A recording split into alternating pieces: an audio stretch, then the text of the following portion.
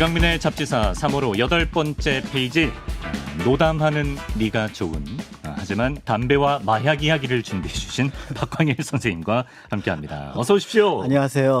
좀 모순적이네요. 네, 그 역사 공부를 하다 보면은 진짜 전혀 저와 관련이 없거나 경험해보지 못했던 것들을 글로만 봐야 돼서 그러니까 약간 어려움이 있습니다. 아마 그러니까 예를 들어 이제 뭐 범죄를 다루었던 뭐 형사분들이라든지 이런 분들은 조금 더 실감나게 이런 얘기들을 할 수 있을 것 같습니다만은 저는 안타깝게도 문헌 중심으로만 사료 중심으로 말씀을 드린다는 점 양해 부탁드립니다. 뭐 양해할 일인가 싶기도 한데 일단 뭐 흡연을 안 하시는 선생님이고 마약은 뭐 더더욱이 안 하시는 분이지만 오늘 이제 조선시대의 마약과 흡연 이야기를 준비했거든요.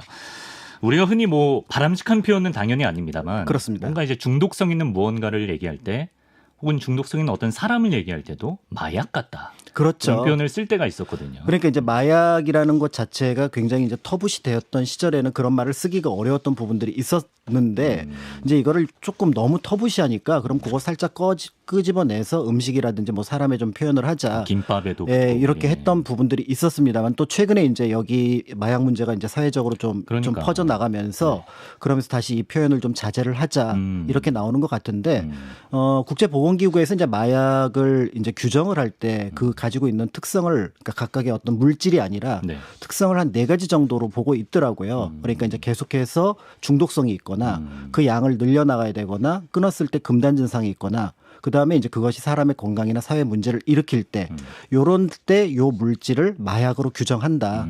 이렇게 얘기를 하고 있는데 이제 우리가 사회적으로 용인해서 쓰는 마약은 거기서 맨 앞에 중독성 있는 것 계속 먹고 싶다 이런 느낌 정도로만 쓰는 거니까 실제 마약하고는 좀 거리가 있겠다 이렇게 보시면 좋을 것 같고요. 오히려 약간 마약 청정국 이미지가 있을 때는 그거를 우스갯소리라도 썼는데 요새는 진짜 마약 범죄가 늘어나니까 함부로 말을 못 하겠어요. 맞습니다. 그래서 보통 이제 그 팩트 공격이라고 얘기를 하는데 그게 조금 우리랑 전혀 거리가 없을 때는 농담으로 써도 돼요. 맞아. 그런데 어느 정도 거리가 있을 때 사실은 그 말을 농담처럼 건네면 그게 굉장히 심각한 문제가 될 수 있는 것. 심각한 문제가 가벼워질 수가 있는 그렇습니다. 예.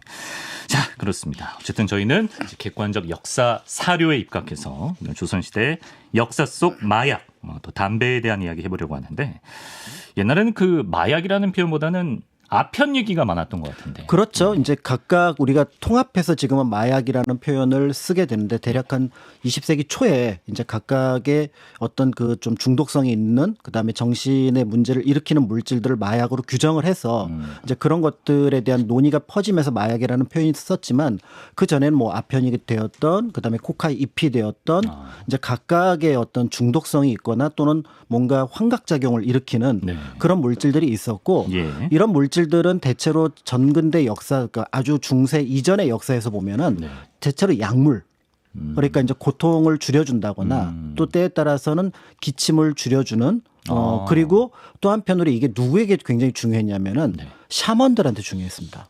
약간 뭐 무당이나 그렇죠. 그러니까 약간 이제 무당이 뭔가 자신의 어떤 영향을 발휘를 하게 될 때 때에 따라서는 그것이 굉장히 고통스러울 수 있는데 그 고통과 더불어서 정신적인 어떤 부분들을 좀 고조시키기 위해서 이 마약을 썼는데 그게 아메리카 지역에서도 샤먼들이 코카잎을 이용을 했었고 주술에 그다음에 아시아 쪽에서도 이제 이 아편을 그런 목적으로 썼다. 이런 기록이 남아 있었기 때문에 이제 그런 부분들이 쭉 내려오기 때문에 보통 그거를 민간에서 또는 사회적으로 쓸 때는 그 주술적인 영역을 빼고 약물로써 그러니까 조금 쓰면은 진통 효과가 있고 마취도 되는 거죠. 그렇습니다. 조금 쓰면은 덜 아프거든요. 그러니까 요 부분들을 가지고 썼던 부분들이었지 이거를 계속해서 뭔가 흡입을 한다거나 이런 생각들을 했던 부분들은 아니었던 거죠.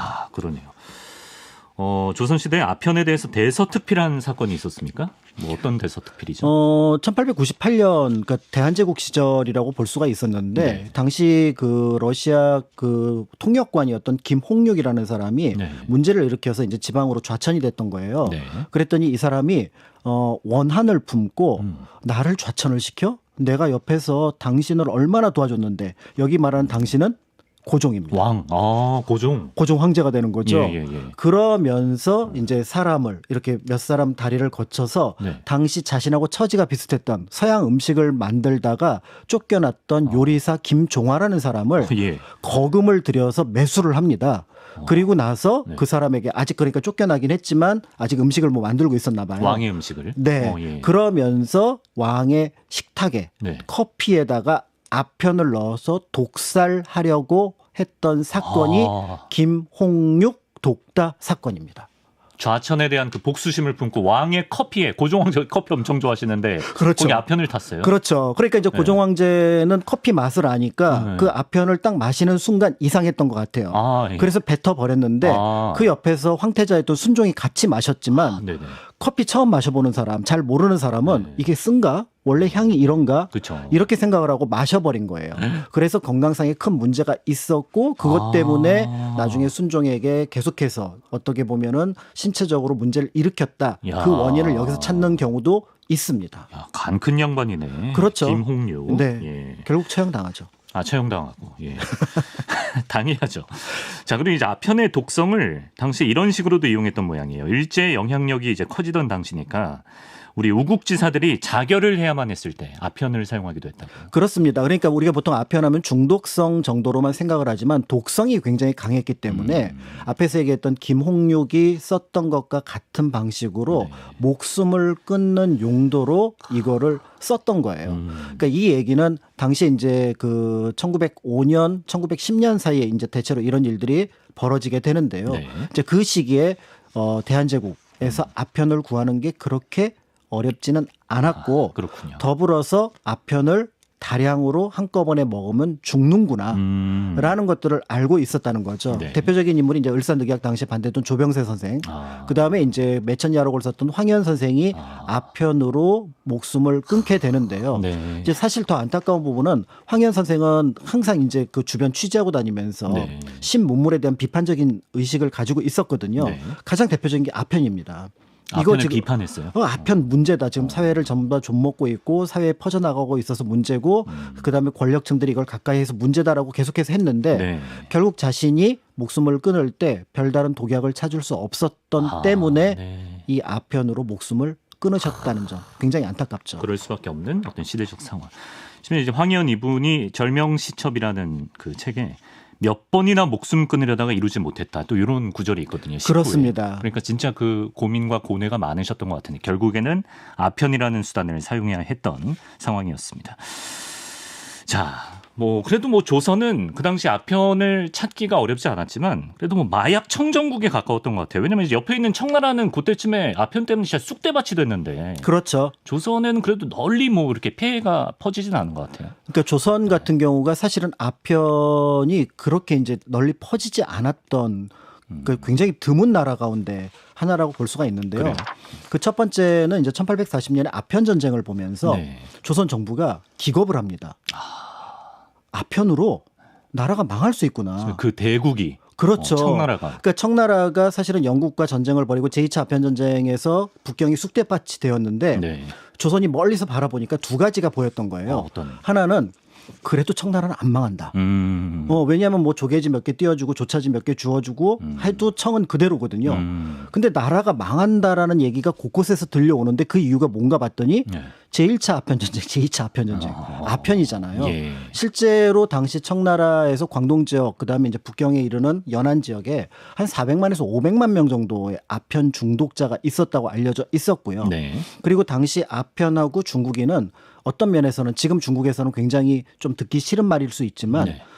등치되는 표현이었습니다. 그래서 중국인이 있는 곳에 아편이 있다. 아편이 있다. 그래서 우리가 알고 있는 쿨리가 미국 갔을 때 아편이 거기서 퍼지게 되고요. 그다음에 1876년 강화도 조약으로 사실은 일본이 개항을 했지만 네. 더불어서 중국인들도 한국에 들어오게 되면서 네. 중국인 거주지는 아편굴이라는 것들이 만들어지게 되니까 네. 조선 정부는 당연히 여기에 대해서 굉장한 경계하죠. 거부감을 느끼게 되면서 1876년 강화도 조약 때 쭉 하다 보면 관세 조항이 없을 정도로 좀 부실한 부분들이 있어요. 네네. 그런데 그 부록을 편찬하는 과정에서 절대로 일본은 아편을 들여와서는 안 된다라는 조약을 이 안에 집어넣습니다. 그렇게 뭐 놓친 게 많은데도 그거 하나만큼은 그건 넣었어요. 그래서 일본도 우리도 물론 이거는 별 문제 없으니까 네. 그래서 합의가 됐던 부분이었고 네. 나중에 이제 서양 선교사들이 들어올 때도 네. 몇 가지 다짐을 받는데 그 중에 하나가 바로 뭐냐면 아편 갖고 오지 마라. 그런데 당연히 기독교 선교사들은 이제 아편에 대해서 굉장히 적대적이잖아요. 그렇죠. 예.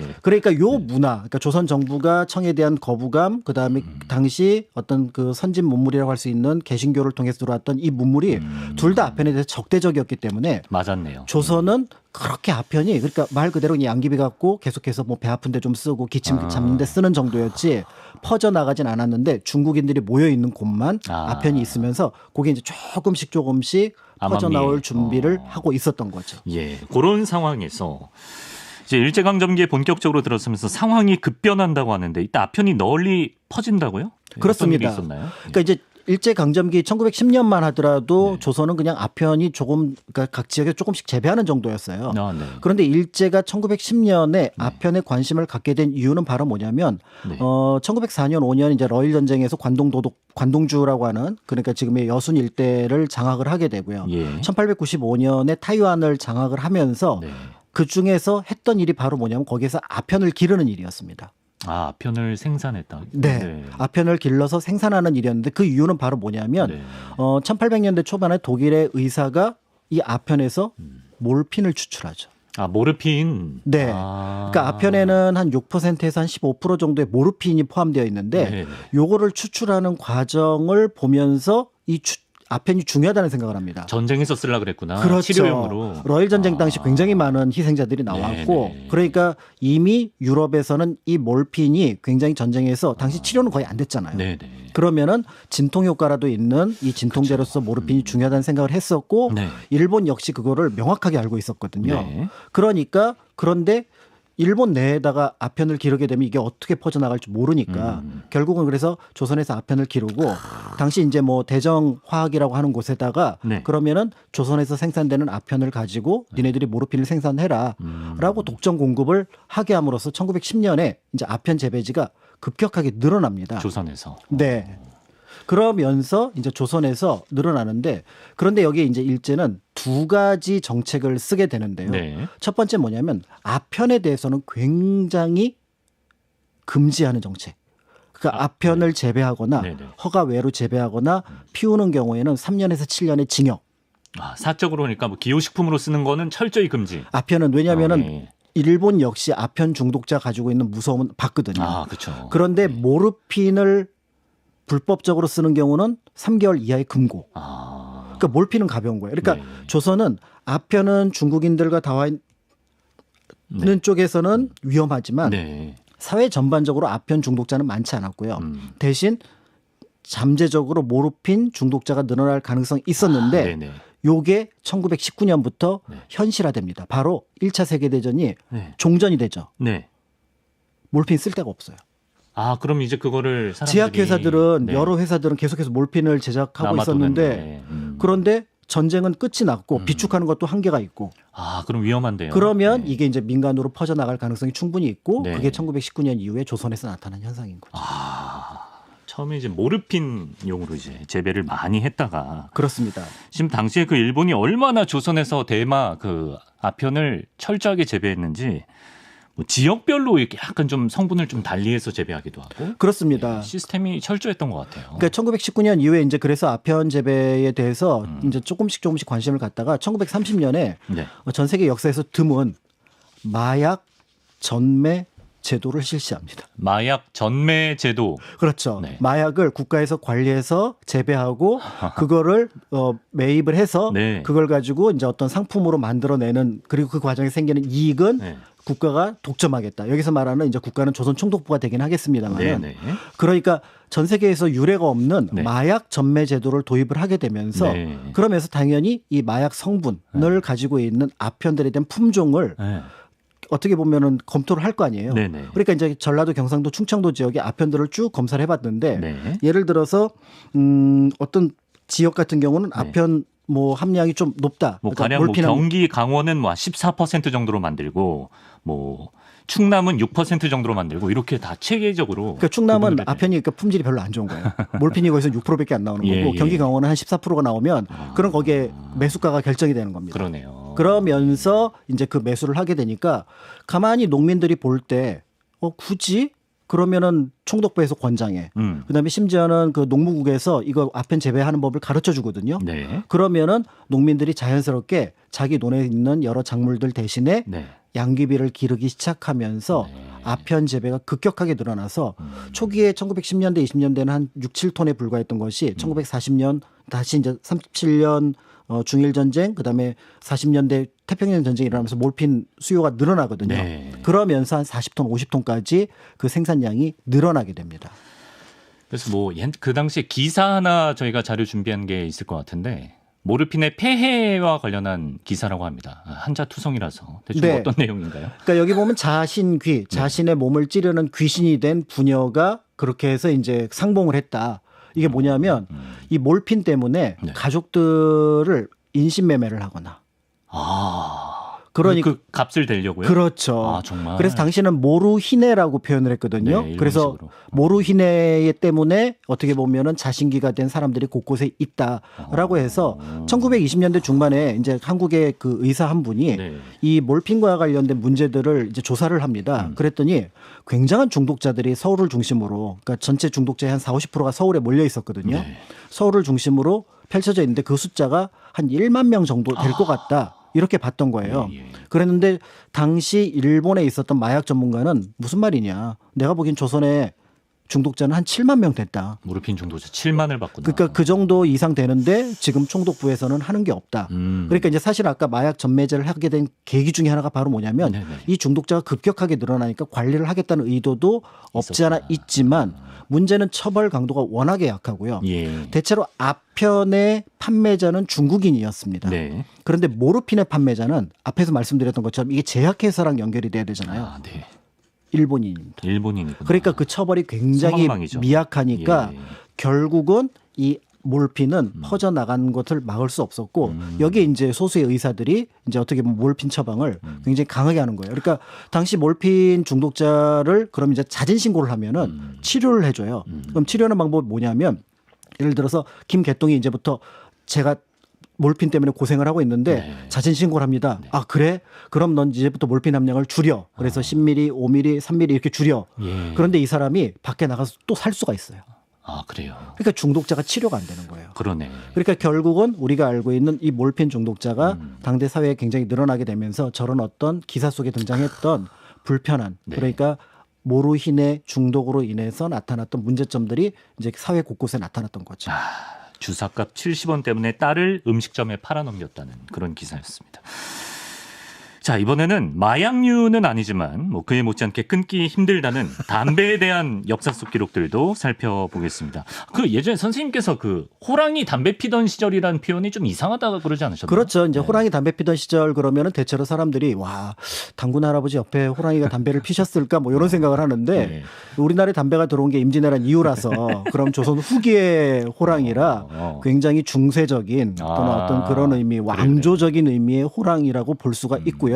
그만큼 담배 역사가 그렇게 뭐 오래된 건 아니다. 그렇죠. 이게 이제 외부에서 들어왔던 약초 또는 어떤 식품이라고 볼 수 있는 것인데 근데 급격하게 늘어나긴 합니다. 그러면서 조선의 담배는 이제 어떤 의미에서 보면은 네. 호랑이도 담배를 필 정도로 굉장히 널리 보급이 되었고 네. 다만 이제 이 담배를 놓고 이제 논쟁들이 벌어지게 되죠. 이 담배 계속 피워야 되느냐? 아니다. 이 담배 문제가 있다. 네. 이렇게 주장을 했는데 네. 대체로 피워야 된다는 쪽이 우세했습니다. 피워야 된다는 쪽이 흡연을 장려하는 쪽이 우세했다. 왜냐하면 담배 이름 자체가 우리는 이제 담바고 담배 이렇게 얘기를 해서 담바고 타령도 있긴 하지만 네. 실제로 가리키는 한자어로는 남령초, 남역에서 들어온 신령스러운 풀인 거예요. 남령초. 네, 이거 피우면 세상의 모든 근심이 사라지고요. 직장인들 아실 겁니다. 그다음에 이거 피우면 소화가 잘 되고 그다음에 내 몸에 있었던 뭔가 나쁜 기운이 이 담배 거. 하나를 통해서 이렇게 연기와 소멸되고 함께. 사라지는 이런 느낌을 갖는데 이걸 굳이 온 백성들하고 나눠야 되지 않겠느냐라고 했던 왕도 등장을 하는 거죠. 예. 심지어 기록에 의하면 1622년 이후 뭐 담배를 피우지 않는 사람이 없다 이런 기록이 실록에 있네요, 심지어. 실록에도 있고요. 예. 그다음에 19세기 말에 선교사들이 와서 깜짝 놀랍니다. 선교사들은 사실 담배에 대해서도 약간 적대적이잖아요. 그렇겠죠. 예. 그런데 와서 보니까 6, 7, 8 애들이 장죽을 물고 있는 거예요. 예? 나이가 6, 7살이라고요? 예. 애들이 장죽을 물고 있는 거예요. 그러니까 조선은 도대체 어떤 나라지? 굴뚝의 나라다. 그러니까요. 담배의 나라였던 거죠. 그러니까 선교사들이 이렇게 불러라 그러면 잠시만요. 그러고 불 붙여가지고 한 대 땡기고 예. 그리고 이제 선교사님께서 excuse me 예. 이러면서 왔던 거예요. 그런 친구들 전도해야 되는. 그렇죠. 그래서 이제 나중에 학교 들어갔겠죠. 17살 애들도 담배를 피던 진짜 담배의 나라. 담배의 천국이었습니다. 심지어 굉장히 전 국민적인 호감 왕이죠. 우리 정조께서도 사실 우리 조선의 술 편에서도 굉장히 활약하신 분이 정조. 불치묵이라는 명언을 합니다. 그렇습니다. 애 주가셨는데 술을 드시면 돌아가지 말라.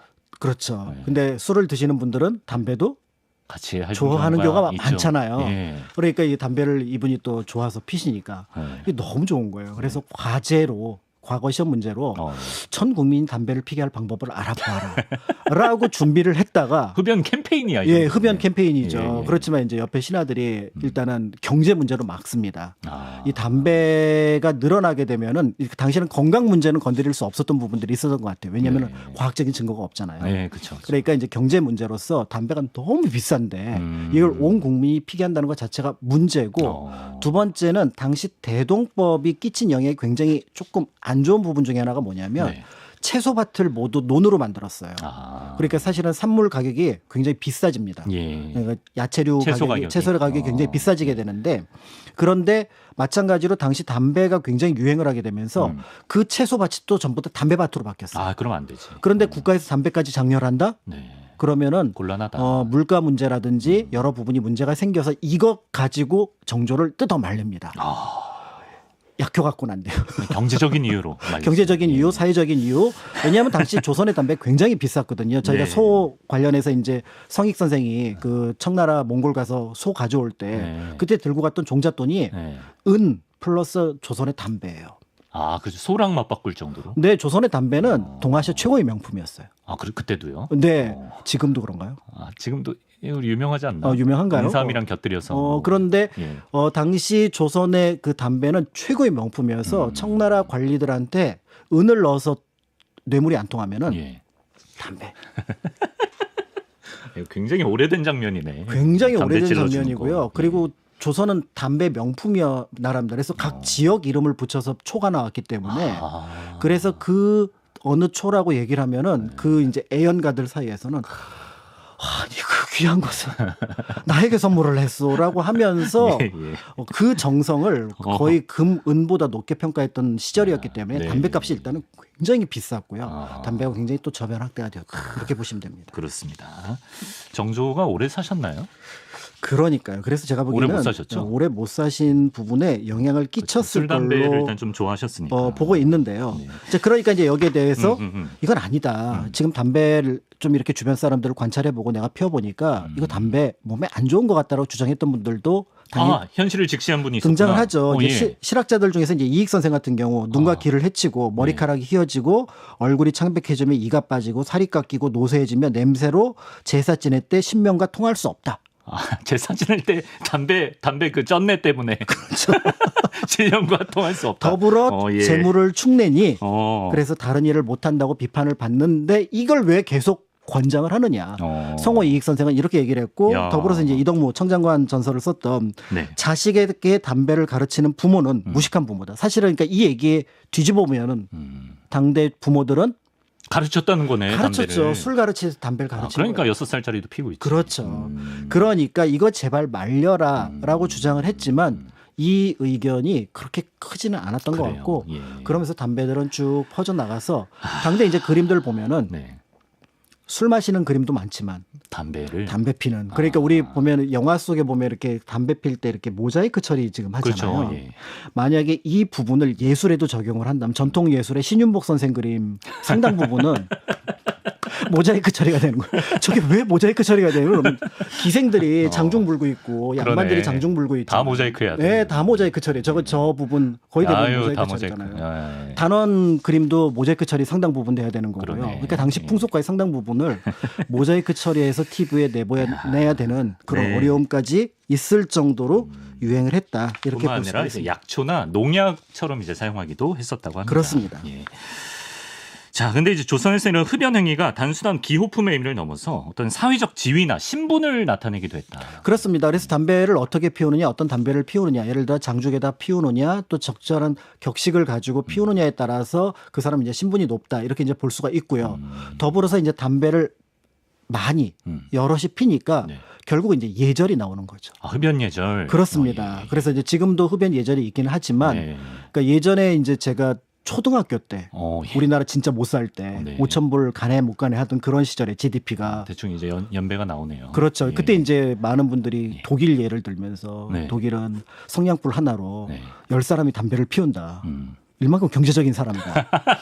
그랬더니 그 옆에서 그 한국인들은 무슨 말이냐. 한국인은 담배 한 대 가지고 수천 명이 계속해서 그거 이어서 피우면 되는데 왜 문제가 되겠느냐라고 하지만 사실 이제 담배 인심 굉장히 후하잖아요. 누가 옆에서 뭐 달라고 하면 안 주지만 제가 담배 피는 분들 보니까 담배 한 대 하면은 잘 꺼내 주시더라고요. 마지막 깨피만 아니면 돼요. 그렇죠. 그렇죠. 그러니까 이제 그런 어떤 예절이 있는데 조선에서는 이 담배 예절이 거의 그러니까 상하 구분. 그러니까 윗사람이 필 때는 삼가고 윗사람이 필 때는 허락을 받고 그런데 거꾸로 그걸 어기면 굉장한 비판. 그래서 예를 들어 임금 앞에서 담배를 폈다. 그럴 수가 있나? 그랬나 봐요. 처음에는. 그래요? 처음에는? 이게 잘 모르니까. 그래서 처음엔 그래갖고 나중에 이제 비판을 받았고 그다음에 이제 담배 자체가 불을 다뤄야 되는 부분이어서 이게 화재 위험하고도 연결이 돼서 이제 인조임금 같은 경우는 이제 김상용 선생이 그 강화도에 순절하셨을 때 스스로 이제 폭탄 위에다가 불을 붙여서 순절을 하셨거든요. 근데 이제 인조임금 같은 경우 김상용 선생 담배 피다 그런 거 아니야? 그래갖고 그 후손들이 우리 할아버지가 담배를 안 핀다라는 증거를 들이밀어서 비로소 지금으로 치면은 이제 국가보훈처에 인정을 받는 그런 어떤 과정을 거치기도 했다는 점. 그렇기 때문에 담배가 또 예절이면서 사회에서 굉장히 또 중요한 어떤 그 사람들과의 관계를 만들어가는 과정이었다. 어떤 도구였다 이렇게 볼 수가 있습니다. 그렇습니다. 그때도 뭐 흡연 예절이라는 게 있었네요. 뭐 마약과는 달리 담배는 뭐 기호식품이기 때문에 저희가 뭐 가타부타 뭐 피지 마십시오 이렇게 뭐 강하게 말씀드릴 수는 없겠지만 그래도 뭐 잡지사 구독자분들의 건강이야말로 가장 중요한 거 아니겠습니까? 그렇죠. 그래서 가능하면은 피우지 않으시는 게 좋을 것 같고요. 노담. 피우신다면 줄여서 피우시는 게 좋고 그렇습니다. 이렇게 생각하시면 좋을 것 같습니다. 마약 하시는 분은 없겠죠. 잡지사 구독자 중에 설마. 쉽지 않을 거예요. 마약은 정말 말도 안 됩니다. 그거는 정말 중범죄니까. 왜냐하면 그 잡지사에 중독이 되면 다른 거에 중독되기가 좀 어렵기 때문에 그런 부분이 있습니다. 감사합니다. 최고의 마무리. 자, 우리 역사 속 마약과 담배 이야기 중독적인 남자 박광일 선생님과 함께 알아봤습니다. 선생님 오늘도 말씀 고맙습니다. 감사합니다.